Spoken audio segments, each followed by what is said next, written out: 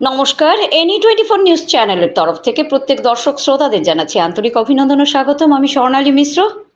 প্রয়াত চিত্র সাংবাদিক মলিন শর্মার রহস্যজনক মৃত্যুতে পঞ্চম প্রয়াণ বার্ষিকীতে হিট অ্যান্ড রান মামলার সিদ্ধান্ত নিল শিলচর প্রেস ক্লাব সহ একাধিক সংগঠন ও ব্যক্তি বিশিষ্টজনেরা। এদিন শিলচর প্রেস ক্লাবের প্রয়াত মলিনের এক স্মৃতিচারণ সভা আয়োজিত হয়। প্রয়াতের প্রতিকৃতিতে পুষ্পার্ঘ্য নিবেদনের মাধ্যমে সভা শুরু হয়।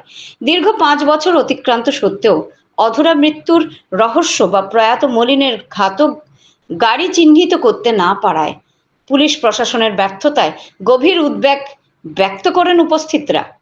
প্রয়াতের পরিবারের পাশে দাঁড়াতে সবাইকে আহ্বান করেন উপস্থিত দলীয় সংগঠনের কর্মকর্তারা। শিলচর থেকে দীপজয় চক্রবর্তী রিপোর্ট। আপনারা দেখছেন NE24 চ্যানেল। এই ধরনের আরো খবর বা সংবাদ পাওয়ার জন্য এই চ্যানেলটি সাবস্ক্রাইব করুন, সঙ্গে থাকুন। অনেক প্রশ্ন রয়েছে, অনেক রহস্য রয়েছে, আর না হলে এর একটা কিনারা পুলিশ তারা করতে পারত। এ ব্যাপারে পুলিশের যে নিষ্ক্রিয়তা, তাদের যে একটা নিষ্ক্রিয় দৃষ্টিভঙ্গি, একেবারে নীরব ভূমিকা পুলিশের এই 5 বছরে আমরা দেখেছি। তা থেকে স্পষ্টতই প্রতীয়মান যে পুলিশ কোনো কিছুকে আড়াল করছে।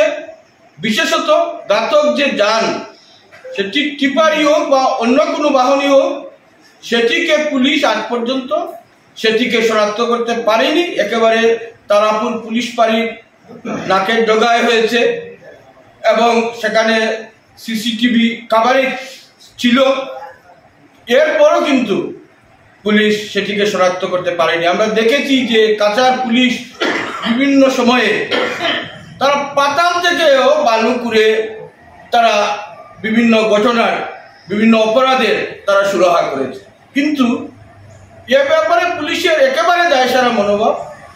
5 বছর ধরে আমরা অপেক্ষায় রয়েছি, অপেক্ষায় ছিলাম, কিন্তু পুলিশ কোনো কিছু করতে পারেনি। বারবার আমরা দাবি জানিয়েছি, শুধু এ অঞ্চলে নয়, মলিন শর্মার এভাবে চলে যাওয়ার বিষয়টি এমনকি সর্বভারতীয় স্তরেও সংবাদ মাধ্যমে অত্যন্ত গুরুত্ব পেয়েছিল। এটা বিভৎস একটা তার মৃত্যু, ঘাতক যান যেভাবে তাকে একেবারে তার দেহের উপর যে তাকে পিষে দিয়েছিল, সেটির পিছনে সেটা নিছক দুর্ঘটনা নয় বলে আমরা আগেও আমাদের উদ্বেগের কথা, আমাদের আশঙ্কার কথা জানি। আজকেও আমরা আবার তার মলিন শর্মার পঞ্চম প্রয়াণ বার্ষিকীতে স্পষ্ট করে বলে দিতে চাই যে এ মৃত্যু সন্দেহের আবর্তে রয়েছে, এ নিয়ে যথেষ্ট রহস্য রয়েছে। যে কোনো অবস্থায় এর উদ্ঘাটন হওয়া উচিত। পাশাপাশি যে মলিন শর্মার যে বিপন্ন পরিবার, তার যে সহধর্মিনী, তার একমাত্র কন্যা, তারা কিন্তু আর্থিক সংকটে তারা কার্যত তারা ভুগছেন এবং বহু প্রতিকূলতাকে উপেক্ষা করেও মলিন শর্মার কন্যা শ্রীমতী মীনাক্ষী শর্মা আজকে কেন্দ্রীয় বিদ্যালয়ে দ্বাদশ শ্রেণীর হায়ার সেকেন্ডারি 12-এর স্টুডেন্ট। সামনেই তার মার্চে পরীক্ষা রয়েছে, ফেব্রুয়ারি মার্চে ফাইনাল পরীক্ষা হবে। অত্যন্ত প্রতিকূলতার মধ্যে দিয়ে সেই পড়াশোনা চলছে। আমরা একটু প্রতি বছর চেষ্টা করি, কিন্তু সেটা নেহাতি বলা যায় যে সিন্ধুতে বিন্দুর মতো। আমরা বারবার এই অঞ্চলের মানুষের কাছে আবেদন জানিয়েছিলাম যে আপনারা এই পরিবারের পাশে দাঁড়ান, যাদের সঙ্গে, যেসব সংগঠনের সঙ্গে মলিন শর্মার ওতপ্রোত সংযোগ ছিল, তাদের প্রোগ্রাম নিয়মিত মলিন শর্মা কভার করতেন। এবং একটি অনুষ্ঠানেই কিন্তু রোটারি ক্লাবের একটা ইনারুল ক্লাবের একটা অনুষ্ঠান তিনি কভার করে তিনি কিন্তু যাচ্ছিলেন শিশু। কিন্তু আমরা জানি না, আমরা কারোর দিকে কোনো আঙ্গুল তুলছি না, কিন্তু আমরা মনে করি যে মলিন শর্মার ব্যাপারে বিভিন্ন সংগঠনের বিভিন্ন ব্যক্তি আরো বেশি তাদেরকে এই পরিবারের পাশে দাঁড়ানো উচিত ছিল। পরিবার কোনো আর্থিক তারা সহায়তা পাননি। যেটা দুর্ঘটনাজনিত মৃত্যুর ফলে যে 2 লক্ষ টাকা দেওয়া হয় সেটি তারা পেয়েছেন, এর বাইরে তারা আর্থিক সহায়তা পাননি।